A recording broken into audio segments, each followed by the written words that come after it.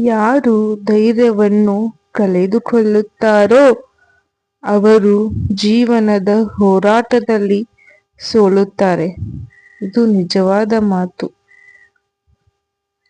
ನಂಬಿಕೆಯುಳ್ಳ ಹೃದಯವಂತನು ಯಾವಾಗಲೂ ದೇವರ ಕೃಪೆಯನ್ನು ಪಡೆಯುತ್ತಾನೆ. ಅದು ಸತ್ಯದ ಮಾತು. ಇದು ಗೊತ್ತಿಲ್ಲವೇ? ಶ್ರದ್ಧೆ ಮತ್ತು ಸಹನೆ ಇದ್ದರೆ ಯಾವುದು ಜೀವನದಲ್ಲಿ ಅಸಾಧ್ಯವಲ್ಲ. ನಿನ್ನ ಕರ್ತವ್ಯವನ್ನು ನೀನು ಪ್ರಾಮಾಣಿಕವಾಗಿ ಮಾಡು. ಯಶಸ್ಸು ಸ್ವತಃ ನಿನ್ನನ್ನು ಹುಡುಕಿಕೊಂಡು ಬರುತ್ತದೆ. ನೀನು ಯಾಕೆ ಅಷ್ಟು ಚಿಂತೆ ಮಾಡುವೆ? ನಿನ್ನ ಕರ್ತವ್ಯವನ್ನು ನೋಡಿಕೊಳ್ಳು. ಮನಸ್ಸನ್ನು ನಿಯಂತ್ರಿಸಿದವನು ನಿಜವಾದ ಯೋಧ.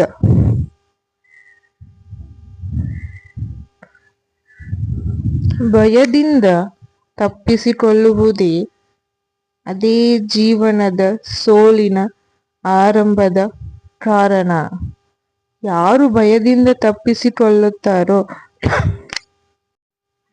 ಅವರ ಜೀವನದಲ್ಲಿ ಸೋಲಿನ ಆರಂಭ ಶುರುವಾಗುತ್ತದೆ ಅಂದರ್ಥ. ಧರ್ಮದ ಮಾರ್ಗದಲ್ಲಿ ನಡೆದವನು ಸದಾ ರಕ್ಷಿತನಾಗಿರುತ್ತಾನೆ, ಏಕೆಂದರೆ ಧರ್ಮ ಯಾವಾಗಲೂ ಅವನನ್ನು ಕಾಪಾಡುತ್ತದೆ.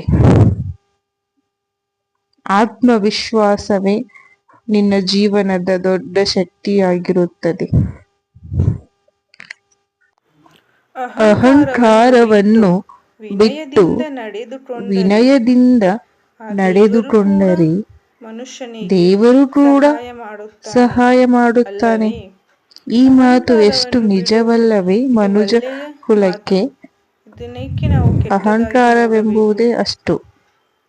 ಕನಸು ಕಾಣುವುದು ಎಂದರೆ ನಿದ್ರೆಯಲ್ಲಿ ಕಾಣುವುದಲ್ಲ. ನಿದ್ರೆಯಲ್ಲಿ ಕಾಣುವುದಲ್ಲ ಕನಸು.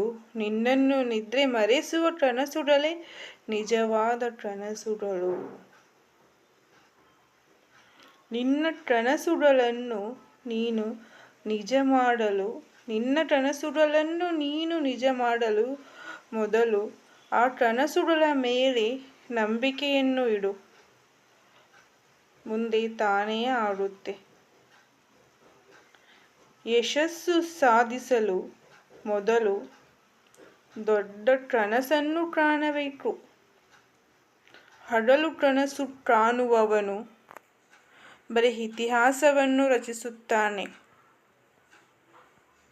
ರಾತ್ರಿ ಕನಸು ಕಂಡು ಹಗಲಿನಲ್ಲಿ ನೆರವೇರಿಸುವವನು ಇಡೀ ಜಗತ್ತನ್ನೇ ರಚಿಸುತ್ತಾನೆ.